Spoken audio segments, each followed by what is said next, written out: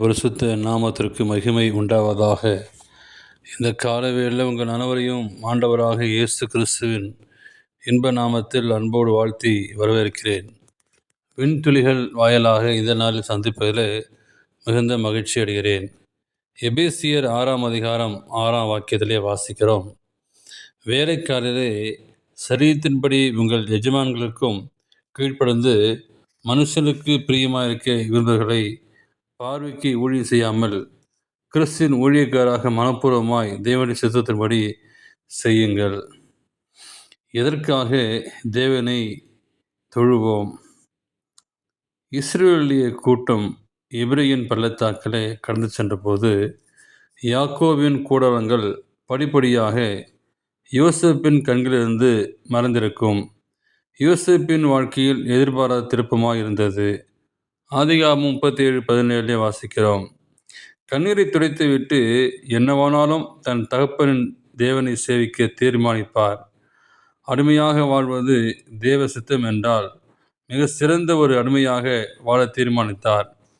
எகிப்தை சென்றடைந்தும் பார்வோனின் தலையாரிகளுக்கு அதிபதியாகிய போத்திபாரின் அவரை விற்றார்கள்.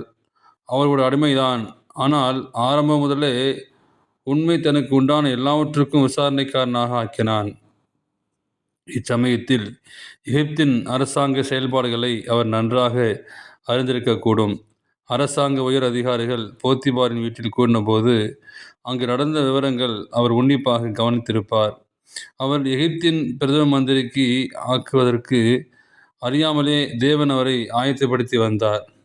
இந்த வேளையில் அவர் தன்னிடம் முறைகேடாக நடந்ததாக போத்திபாரின் மனைவி குற்றம் சாட்டுகிறார். அவர்தான் அவரை மயக்க பார்த்தாள். ஆனால் அவள் தன் தேவனுக்கும் எஜமானுக்கும் உண்மையாயிருந்து அவளுக்கு இடம் கொடுக்கவில்லை. ஆனால் எஜமானுக்கு மேலான ஒரு அடிமையின் வார்த்தை எடுபடுமா? தன் எஜமானுக்கும் தேவனுக்கும் உண்மையாகவும் இருந்தால் சிறையில் அடைக்கப்படுகிறார்கள். இந்த சூழ்நிலையில் சரியானதை செய்யவே முயன்றேன். ஆனால் அது எனக்கு மேலும் பிரச்சனையை கொண்டு வந்துள்ளது. இனிதான் தேவனை சேவிக்கப் போவதில்லை. இன்றிலிருந்து முதலிடத்திற்கு வருவதுதான் என் லட்சியம் என்று அவர் முடிவெடுத்திருக்கலாம். ஆனால் அப்படி செய்யவில்லை. ஒரு சிறை கைதியாக இருக்க நேரிட்டால் எல்லாரிலும் சிறந்த சிறை கைதியாக இருக்க தீர்மானித்தார். அடிமைகளுக்கும் மாதிரியாக நடந்து கொண்டார். சீக்கிரமே சிறைச்சாலை தலைவன் சிறைச்சாலையில் வைக்கப்பட்டதையும் யோசேப்பின் கையிலே ஒப்புவித்தான். யோசேப்பிடம் உதவி பெற்ற பானபாத்திர தலைவன் அவரை பற்றி மன்னனிடம் சொல்வதாக வாக்களித்த போதிலும் மறந்து போனான். மேலும் 3 வருடங்கள் அவர் சிறையில் இருக்க வேண்டியதாயிற்று. ஆனாலும் கசப்படைந்து தேவனை சேவிப்பதை விட்டுவிடவில்லை. ஏன்? வசதிக்காகவா, தனிப்பட்ட ஆதாயத்திற்காகவா அவர் தேவனை சேவிக்கவில்லை. அதுதான் சரி என்பதற்காக சேவித்தார். முன்பு போல இன்று அடிமைத்தனம் இல்லை.